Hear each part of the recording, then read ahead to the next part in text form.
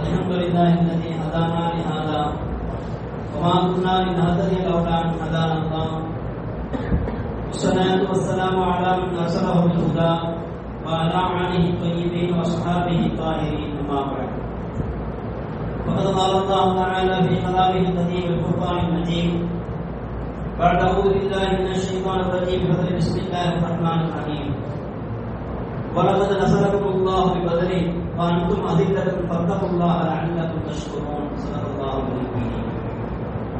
கண்ணியத்துக்குரிய அல்லாஹ் நல்லடியார்களே, புனிதமான பத்ரீன்களுடைய நினைவு நாளாக இருக்கிறது. அல்லாஹ் தஆலா அந்த நாதாக்களின் பொருட்டால் அவருடைய கண்ணியத்தை கொண்டு அல்லாஹ் நம்முடைய இம்மை வாழ்வை வாழ்க்கையை சிறப்பாக வைப்பான். ஏனென்று சொன்னால் இந்த தீனுடைய மேன்மைக்காக தங்களையே அர்ப்பணித்தவர்கள் அந்த பதவியில் பெருமானார் ஸல்லல்லாஹு அலைஹி வஸல்லம் வந்து நாயகமே அவர் அப்படி செய்கின்றார் என்பதாக பதிலை குறித்து ஏதாவது ஒரு குறை சொல்லப்பட்டால், நாயகமே அவர் அப்படி செய்கிறார், அவர் இப்படி செய்கிறார், அவர் அதை செய்து விட்டார், அவர் இதை செய்து விட்டார் என்பதாக பதில்கள் குறித்து ஏதாவது பெருமானுக்கு குறை சொல்லப்பட்டால் பெருமானார் ஸல்லல்லாஹு அலைஹி வஸல்லம் சொல்வார்கள், பதில்களை பற்றி எனக்கு எதுவும் சொல்லாதீர்கள், அல்லாஹ்வே அவர் செய்த சலுகை கொடுத்து விட்டான், எவனும் ஆசீனத்தும் நீங்கள் விரும்பியதை செய்து கொள்ளுங்கள், அல்லாஹ் அவருக்கு சோபனை கொடுத்து விட்டான், எல்லா பாவங்களையும் மன்னித்து விட்டான் என்பதாக அல்லாஹ்வே அவருக்கு செய்து சோபனை கொடுத்து விட்டான். எனவே பதில்களை குறித்து எதுவுமே சொல்லாதீர்கள் என்பதாக பெருமானார் ஸல்லல்லாஹு அலைஹி வஸல்லம் சொல்லி காட்டுவார். காரணம், இந்த தீனுடைய மேன்மைக்காக நம்முடைய வாழ்க்கையை அப்படியே அர்ப்பணித்தவர்கள் அந்த பதில். அப்படிப்பட்ட அந்த பதில்களை குறித்து, அந்த பதில் யுத்தத்தை குறித்து, அதனுடைய வெற்றியை குறித்து நம்முடைய சுருக்கமாக பார்ப்போம். பத்ருடைய யுத்தம் என்பது ஹிஜ்ரி 2ஆம் ஆண்டு பிறை 17 ரமலானுடைய மாதத்திலே 17 நடந்தது. பத்ர் என்ற இடத்திலே அந்த யுத்தம் நடந்தது. அந்த யுத்தத்திலே முஸ்லிம்களின் சார்பாக 313 பதிலீங்கள் கலந்து கொண்டார்கள். 1000க்கும் மேற்பட்ட எதிரிகள் எதிர்த்தரப்பிலே இருந்தார்கள். இந்த முஸ்லிம்களுடைய தரப்பிலே போருக்கான முன்பயிற்சிகள் கிடையாது, ஆயுத வலிமையும் இல்லை. அந்த நிலையில் தான் அவர்கள் எதிரிகளை வீழ்த்தினார்கள். உலகிலேயே இது ஒரு வித்தியாசமான ஒரு வரலாறு. அந்த முஸ்லிம்களை பொறுத்தவரை போர் பயிற்சியும் இல்லை, வலிமையான ஆயுதங்களும் இந்த திறமையான ஆயுதங்கள் அவர்கள் இல்லை. ஆனால் அப்படிப்பட்ட அந்த நிலையில் தான் அந்த எதிரிகளை வீழ்த்தி ஒரு அற்புதமான ஒரு வரலாற்றை நிகழ்த்தினார்கள். இந்த பதில் உலகத்திலேயே எந்த ஒரு யுத்தத்திலும் இல்லாத தனி சிறப்புகளை அல்லாஹ் இந்த பதில்களுக்கு கொடுத்திருக்கிறார். பொதுவாக உலகத்தில் ஏதாவது ஒரு யுத்தம் அல்லது ஏதாவது ஒரு போராட்டம் நடக்கிறது என்று சொன்னால் அதற்கு சில முக்கியமான அம்சங்கள் தேவை. இந்த உலகத்திலே எந்த விதமான போராட்டம் வேண்டுமானும் இருக்கலாம், எந்த விதமான யுத்தங்கள் வேண்டுமானும் இருக்கலாம். ஆனால் அதற்கு அடிப்படையாக, அவர்கள் வெற்றிக்கு அடிப்படையாக சில முக்கிய அம்சங்கள் இருக்க வேண்டும் என்பதாக சுட்டி காட்டுவார்கள். அதிலே நம்முடைய பெருமக்கள் ஒரு 4 அம்சங்கள் முதன்மையாக சுட்டி காட்டுகிறார்கள். ஒரு யுத்தத்திலே வெற்றி பெற வேண்டும் என்று சொன்னால் இந்த 4 அம்சங்கள் அடிப்படையாக இருக்க வேண்டும் என்று சுட்டி காட்டுவார்கள். முதலாவதாக தகுதி வாய்ந்த பொறுப்புணர்வு மிக்க தலைமை தேவை. இந்த பத்ர் யுத்தத்தை எடுத்துக்கொண்டோம் என்று சொன்னால் பெருமானார் ஸல்லல்லாஹு அலைஹி வஸல்லம் அவர்கள் தான் தலைமை ஏற்றிருந்தார்கள். அதனாலே பொறுப்பு, திறமை, ஆற்றல், மேன்மை என்று இதையெல்லாம் சொல்கிறோமோ அது எல்லாவற்றும் நிரப்பமாக பரிபூர்ணமாக இருந்தவர்கள் பெருமானார் ஸல்லல்லாஹு அலைஹி வஸல்லம். அப்படிப்பட்ட அந்த பெருமானார் ஸல்லல்லாஹு அலைஹி வஸல்லம் அவர்கள் இந்த பத்ர் யுத்தத்துக்கு அவர்கள் தலைமை ஏற்றது என்பதுதான் அந்த போருக்கான முதல் வெற்றி என்பதாக பெருமக்கள் சொல்லி காட்டுகிறார். இரண்டாவதாக உறுதியான கட்டுப்பாடு, உணர்வு மிக்க தோழர்கள் தொண்டர்கள் இருக்க வேண்டும். ஒரு போரிலே, ஒரு யுத்தத்திலே வெற்றி பெற வேண்டும் என்று சொன்னால் அந்த போரிலே கலந்து கொள்ளக்கூடியவர்கள் உணர்வுபூர்வமாக கலந்து கொள்ள வேண்டும், கட்டுப்பாடு உள்ளவர்களாக இருக்க வேண்டும். அவர் என்ன சொல்வதை நான் என்ன கேட்பது என்று இருந்தால் அது யுத்தத்தில் மட்டுமல்ல, இயக்கம் அமைப்பு எதுவாக இருந்தாலும் அது தோல்வியை தான் கொண்டு வருகிறது. பதிலை பொறுத்தவரை சஹாபாக்கள் அந்த பதிலீங்கள் எப்படித்தான் சொன்னால் கட்டுப்பாட்டோடு உறுதிமிக்கவராகவும் வலிமைமிக்கவராக இருந்தார். எண்ணிக்கை குறைவுதான், ஆனால் அந்த போர்களுக்கு சொல்லப்பட்ட விஷயங்களை அப்படியே கேட்டு நடந்தார்கள். அல்லாஹ் யுத்தத்துக்கான வெற்றியாக இந்த 2வது அம்சமாக சொல்லி காட்டுவார். மூன்றாவதாக வெற்றியை நோக்கி தெளிவான திட்டம், சரியான திட்டமிடலை பெருமானார் ஸல்லல்லாஹு அலைஹி வஸல்லம் வகுத்து கொடுத்தார். எந்த நேரத்தில் எந்த காய் நகர்த்த வேண்டும் என்ற ஒரு யுக்தியை பெருமானார் ஸல்லல்லாஹு அலைஹி வஸல்லம் கற்றுத் தந்தார். எண்ணிக்கை குறைவுதான், ஆனால் பெருமானார் காட்டி கொடுத்த வகுத்து கொடுத்த அந்த திட்டமிடல் தான் அதனுடைய பெருமாள் வகுத்து கொடுத்த அந்த திட்டம் தான் இந்த பதிலுடைய உன்னதமான வெற்றிக்கு காரணம் என்பதாக சொல்லி காட்டுவார்கள். முதல் வரிசையிலே ஈட்டியை எரியக்கூடியவர்களை முதல் வரிசையில் அமர்த்தினார்கள். இந்த போர் யுத்த காலத்திலே ஈட்டி எறியவர்களை முதல் வரிசையில் அமர்த்தினார்கள். இரண்டாவதாக அம்பு எறியக்கூடியவர்கள் அமர்த்தினார். அதிலே முஹாஜிருடைய படைக்கு அலிரலியல்லாஹு அவர்கள் தலைமையாகவும் அன்சாரியுடைய படைக்கு சஅத் பின் முஆத் ரலியல்லாஹு அவர்கள் தலைமையாக நியமித்தார்கள். அவர்கள் சொல்வதைதான் கேட்க வேண்டும் என்ற உத்தரவை அவர்கள் பிறப்பித்தார்கள் பெருமானார் ஸல்லல்லாஹு அலைஹி வஸல்லம். அது மட்டுமல்ல, வலதுபுறம் உள்ள அந்த படைப்பட்டாளத்திற்கு ஜுபைர் ரலியல்லாஹு அவரை தளபதியாகவும் இடதுபுறம் உள்ள படைப்பட்டாளத்திற்கு யஸதா ரலியல்லாஹு அவரை தளபதியாக நியமித்தார்கள். காரணம், அந்த இருவருக்கு மட்டும்தான் குதிரை இருந்தது. எனவே அந்த இருவரையும் இரண்டு உறவுள்ள படைப்பட்டவர்களுக்கு தளபதியாக நியமித்தார். பெருமானார் ஸல்லல்லாஹு அலைஹி வஸல்லம் அவரிடத்தில் ஒரு ஆயுதம் இருந்தது.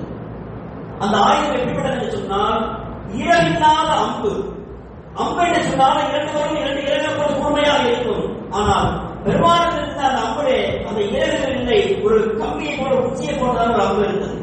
அந்த அம்பை வைத்துதான் பெருமானார் ஸல்லல்லாஹு அலைஹி வஸல்லம் சரி செய்தார்கள். அந்த அணிகளை கொண்டாம் சரி செய்தார்கள். அப்படியாக சரி செய்து கொண்டே வருகின்ற பொழுது சவாத் ரலியல்லாஹு அன்ஹு அவர்கள் அந்த சஃபை வரிசையிலிருந்து தனக்கு முன்னால் நின்று கொண்டிருந்தார்கள். அப்பொழுது பெருமானார் ஸல்லல்லாஹு அலைஹி வஸல்லம் அந்த அம்பை வைத்து அவர் வயிற்றை குத்தி சவாத் எங்கே நிற்கிறீர்கள், பின்னால் செல்லுங்கள் என்பதாக விளையாட்டாக தட்டினார். அவர் சவாத் ரலியல்லாஹு சொன்னார்கள், நாயகமே நீங்கள் என்னை வேதனைப்படுத்தி விட்டீர்கள், நாயகமே நீங்கள் என்னை காயப்படுத்தி விட்டீர்கள், இதற்கு எனக்கு பகரம் வேண்டும் நாயகமே, நீங்கள் பகரம் கொடுத்தாக வேண்டும் என்று சொல்கிறார்கள். நீங்கள் சத்தியத்தை கொண்டு அனுப்பப்பட்டவர்கள், நீதியை நிலைநாட்டக்கூடியவர்கள், எனவே என்னை நீங்கள் தாக்கியதற்காக நீங்கள் எனக்கு பகரம் கொடுத்தாக வேண்டும் நாயகம் என்று சொல்கிறார்கள். இப்போது இந்த காலம் அடுத்து என்ன நடக்க போகிறது என்று தெரியாத ஒரு நிலையிலே சஹாபாக்கள் எல்லாம் இருக்கிறார்கள். இது விட்டுதாக சவாலுடைய அந்த பேச்சை கேட்டு சஹாபாக்களுக்கெல்லாம் ஒரு கோபம் விட்டது. ஒரு யுத்தமான சூழ்நிலையிலே சவாலில் விளையாடி கொண்டிருக்கிறார் என்பது போன்றெல்லாம் சஹாபாக்கள் பேச ஆரம்பித்து விட்டார்கள். இருந்தாலும் பெருமானார் ஸல்லல்லாஹு அலைஹி வஸல்லம் சொன்னார்கள், சரி என்ன பகரம் வேண்டும் கேள்வி எழுதுகிறார். நாயகமே நீங்கள் எப்படி என்னை தாக்கினீர்களோ அதே போல நானும் உங்களை குத்த வேண்டும் என்பதாக சொல்ல சரி என்று பெருமானார் ஸல்லல்லாஹு அலைஹி வஸல்லம் அந்த அம்பை சவாலுக்கு கொடுத்தார். சவாலை நாம் அம்பை வாங்கி கொண்டு சொன்னார், நாயகமே நீங்கள் என்னை தாக்கிய போது என் மேல் வேர்வையாக இருந்தது, ஆனால் நீங்கள் ஆடையோடு இருக்கிறீர்கள் என்று சொன்னார்கள்.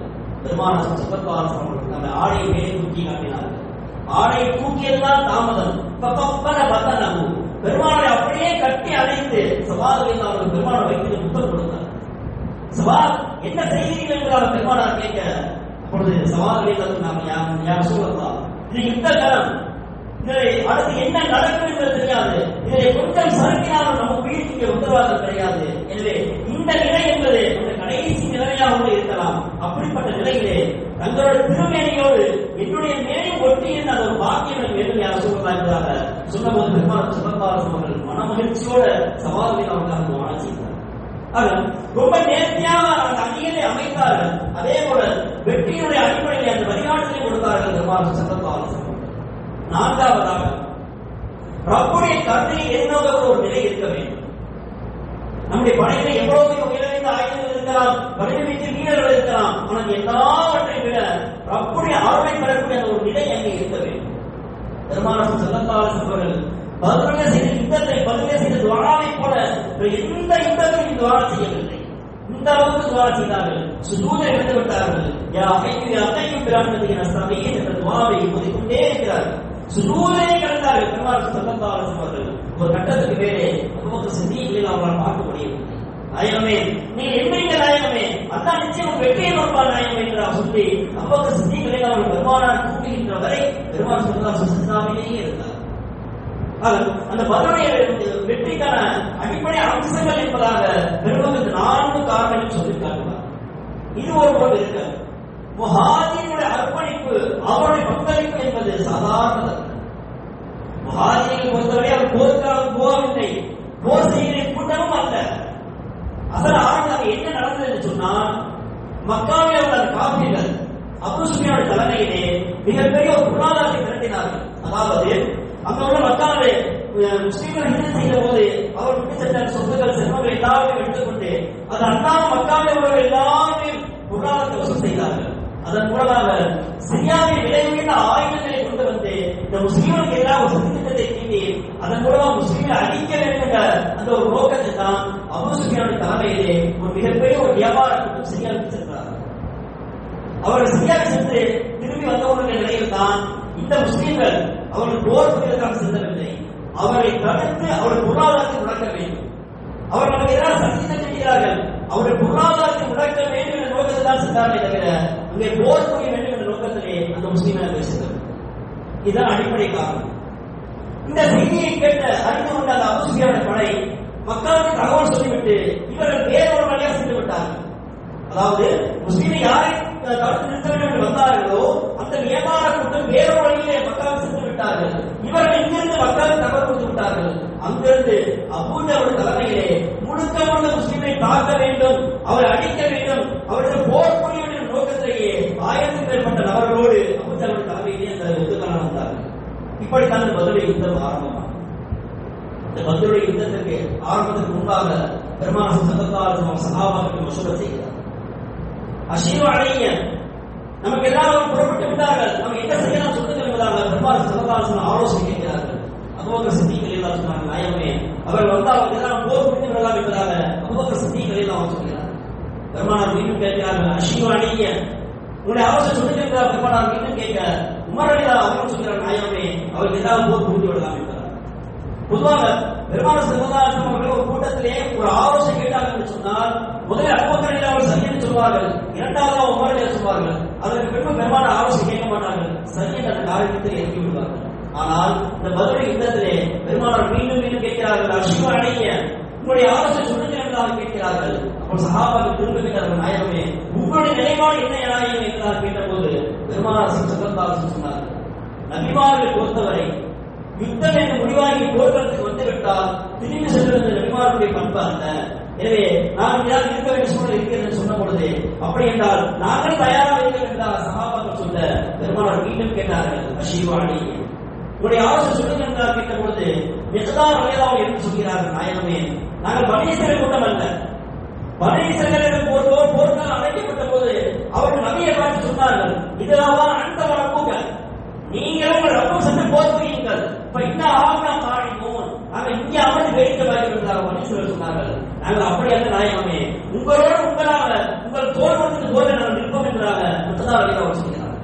பெருமானார் மீண்டும் கேட்கிறார்கள், அஷீரு அலைய உங்களுடைய ஆலோசனை சொல்லுங்கள் என்றாக பெருமானார் மீண்டும் கேட்ட இப்பொழுதுதான் அன்சாரிகள் உணர்கிறார்கள். பெருமானார் நம்மை குறித்துதான் வார்த்தை திரும்ப திரும்ப சொல்கிறார் என்பதை அன்சாரிகள் இப்பொழுதுதான் உணர்கிறார்கள். காரணம், பெருமானார் ஸல்லல்லாஹு அலைஹி வஸல்லம் மக்காவிலிருந்து ஹிஜ்ரத் செய்து மதீனாவுக்கு வந்தார்கள். அப்படி வந்த சமயத்திலே அன்சாரி செய்து கொண்ட ஒப்பந்தம் என்னன்னு சொன்னால், நாயகங்கள் மதீனாவில் இருக்கின்ற வரை உங்களுக்கு எல்லா விதமான பாதுகாப்பு நாங்கள் கொடுப்போம், உங்களுக்கு நாங்கள் அமானிதம் அளிக்கிறோம் என்பதாக உறுதி கொடுத்திருந்தார்கள். ஆனால் இப்ப பத்ர் யுத்தம் என்பது மக்காவுக்கு மதீனாவுக்கு வெளியே. அப்படி என்ற அன்சாரிகள் வாக்குறுதிக்கு மாற்றமாக வெளியிட இருக்கிறதே, அன்சாரி ஒத்துழைப்பு இருக்குமா இருக்காதா என்ற அடிப்படையில் தான் பெருமானார் திரும்ப திரும்ப கேட்டார்கள். பெருமானாருடைய இந்த விஷயத்தை அந்த ஆலோசனை கேட்கக்கூடிய அந்த கருத்தை எழுதிய அன்சாரியின் தலைவரான சஅத் இப்னு முஆத் ரலியல்லாஹு அன்ஹு இருக்கிறார். வரலாற்று வாழ்க்கையிலே மறக்கக்கூடாத மாமனிதர் சஅத் இப்னு முஆத் ரலியல்லாஹு அன்ஹு. அவர் வாழ்ந்தது என்னமோ 6 ஆண்டு காலம் இஸ்லாமிய வாழ்க்கையை வாழ்ந்தார்கள். ஆனால் அந்த 6 ஆண்டு காலம் பரிபூர்ணமான ஈமானிய வாழ்க்கையை வாழ்ந்து சென்றிருக்கிறார். அவர் மௌத்தான சமயத்தில் போது ஷஹீதாக்கப்பட்டார்கள். அந்த நேரத்தில் பெருமாள் சொல்லி காட்டினார்கள், சஅத் இறந்து விட்டார் என்பதற்காக அரசே ஒரு நடுநடுங்கியது. காரணம், இப்படிப்பட்ட ஒரு மாமனிதன் வந்து வரப்போகிறது என்பதற்காக அந்த அரசு தன்னை தயார்படுத்திக் கொண்டது என்றார் பெருமாள் சொல்லி காட்டினார்கள். அதே போல அந்த சஅத் அவர்கள் மௌத்துக்காக அவருடைய ஜனாஸா துவைப்பதற்காக பெருமாள் ஸல்லல்லாஹு அலைஹி வஸல்லம் செல்கிறார்கள். தன்னுடைய தோளோடு துண்டு கீழே தடுமாறி செல்கிறார்கள். சஹாபாக்கள் கேட்டார்கள், நாயகமே ஏன் இவ்வளவு அவசரமாக செல்கிறீர்கள் கேட்டபோது சொன்னார்கள், இதுவரை பூமிக்கே வராத 70,000 மலக்குமார்கள் சஅத் ஜனாஸாவை கலந்து கொள்ளலாம் இருக்கிறார்கள். கூட்ட நெரிசல் அவர் என்னை முந்தி விடுவார் என்ற பயத்தின் காரணமாக நான் ஓடோடி செல்கிறேன் என்பதாக சொன்னார்கள். அவ்வளவு அந்தஸ்தை பெற்றிருந்தார்கள் சஅத் இப்னு முஆத் ரலியல்லாஹு அன்ஹு. அந்த நேரத்தில் எழுந்து சொன்னார்கள், வல்லாஹி கஅன்னக துரீதுனா யா ரசூலல்லாஹ், நாயகமே நீங்க ஆலோசனை சொல்லுங்கள் என்று கேட்பது எங்களை பார்த்து கேட்பது போன்றிருக்கிறது என்று சொன்ன பொழுது பெருமானார் சொன்னார்கள், ஆம் உங்களை குறித்து நான் கேட்கிறேன், உங்களுடைய ஆலோசனை சொல்லுங்கள் என்று சொன்னார்கள். அப்போ அவர்கள் ஒரு உணர்வுபூர்வமான வரலாற்றிலே கொண்டு எழுந்ததால் குறிக்கப்பட வேண்டிய ஒரு அற்புதமான உரையை நிகழ்த்தினார்கள். சொல்லலாம் ஆமன்னா பிக்கிறார் உண்மை நாங்கள் ஈமான் கொண்டிருக்கிற நாயகமே சப்தகனாக்கள் உங்கள் நபியை நாம் நம்பிக்கை உண்மைப்படுத்தியிருக்கிறோம். அதே போல ஷஹீத்னா அலாமா ஜியாத்தனாவியை காக்கும் நீங்க எதையெல்லாம் உலகத்துக்கு கொண்டு வந்தீங்களோ அது எல்லாவற்றையும் உண்மையை நாம் நம்பியிருக்கிறோம் நாயகமே. அந்த அடிப்படையில் நான் உங்களுக்கு ஒப்பந்தம் செய்து கொடுத்து விட்டதாக சொல்லிவிட்டு சொன்னார்கள். சொல்லலாம் நீங்க என்ன செய்யணும் யார் சொல்லலாம் நாங்கள் உங்களுக்கு உறுதுணையாக இருக்க வேண்டியதாக சொன்னார்கள். சொல்லிவிட்டு சொன்னார்கள் நாயகமே நீங்கள் கடலை புரிய சொன்னால் நாங்கள் புரிந்து விடுவோம் நாயகமே. உங்களுடைய பேச்சுக்கு அந்த அளவு நாங்கள் முக்கியத்துவம் கொடுப்போம். நீங்கள் சொல்லுங்க நாயகமே உங்களுக்கு தான் நாங்கள் வந்து நிற்க சொன்னார்கள். அது மட்டுமல்ல ஒரு கட்டு புறப்பட்டு விட்டார்கள் சொன்னால் எங்களை ஒருவர் கூட புறப்பட்டு போட மாட்டார்கள் நாயகம் என்பதாக பெருமானாருக்கு வாக்கு கொடுத்தார்கள். அதற்கு பின்புதான் பெருமானார் சந்தர்ப்பாக யுத்தத்திற்கே சென்றார். மகத்தான வெற்றி அந்த போராட்ட மகத்தான வெற்றியை கொடுத்தார். பெருமானார் சல்லல்லாஹு இதுவரை சொன்னார் ஒரு வார்த்தையை போய் சொன்னார்கள். யா அல்லாஹ் இந்த யுத்தத்திலே இவர்கள் அடிக்கப்பட்டால் இதற்கு மேல் பூமியில் வணங்கப்பட மாட்டார் என்கின்ற அளவிற்கு அந்த யுத்தம் தான் அது பதிலுடைய அந்த தொடர்பு என்பது அவருடைய வரலாறு என்பது இன்று வரை இருந்து கொண்டிருக்கிறது. ஒருவேளை அந்த யுத்தத்தின் பதில் அடிக்கப்பட்டார் என்று சொன்னால் இஸ்லாம் இந்த உலகத்தில் இன்றளவு வந்திருக்காது என்பதற்கு காரணமாகவும் பெருமானார் ஸல்லல்லாஹு சொல்லி காட்டினார். ஆக இந்த இஸ்லாம் இந்த உலகத்தில் இந்த அளவுக்கு பயணத்துக்கு அடிப்படை காரணம் அந்த பதிலுடைய தியாகம் என்பதாக பெருமானார் ஸல்லல்லாஹு சொல்லி அப்படிப்பட்ட அந்த பதிலுடைய அந்தஸ்தை வெவ்வேறு உயர்த்தி தருவதற்கான அந்த பதிலுடைய மசீனாவா வைத்த இந்த இரவிலே நம்முடைய தேவைகளுடைய இரவில் அதிகமாக இஸ்திக்பார் செய்ய வேண்டும். அதே போல இந்த பதிலுக்காக அதிகமாக துஆ செய்ய வேண்டும். அல்லாஹ் அப்படிப்பட்ட நன்மைகளுடைய அந்தஸ்தை வெவ்வேறு அதிகரித்து தருவதற்கான அவருடைய பொருளால் அவருடைய கண்ணியத்தை கொண்டாக்கா நம்முடைய பாவங்களை மறைத்து மன்னித்து மாப்பாக புரிவானாக. அவருடைய கண்ணியத்தை கொண்டாக்கா நம்முடைய இன்மை மரண வாழ்க்கையை சிறப்பாக வைப்பானாக. அந்த நாளை மறுமையிலே அந்த நண்பர்களோடு சேர்க்கக்கூடிய ஒரு நசீபை நமக்கு தந்தல் புரிவானாக. அல்லாஹ் அப்படிப்பட்ட அவர் எப்படி ஈமான் உறுதியாக வடிவமைத்தவர்களாக இருந்தார்களோ அது போன்று அல்லாஹ் நம்மையும் ஈமானை உறுதிமிக்கவர்களாக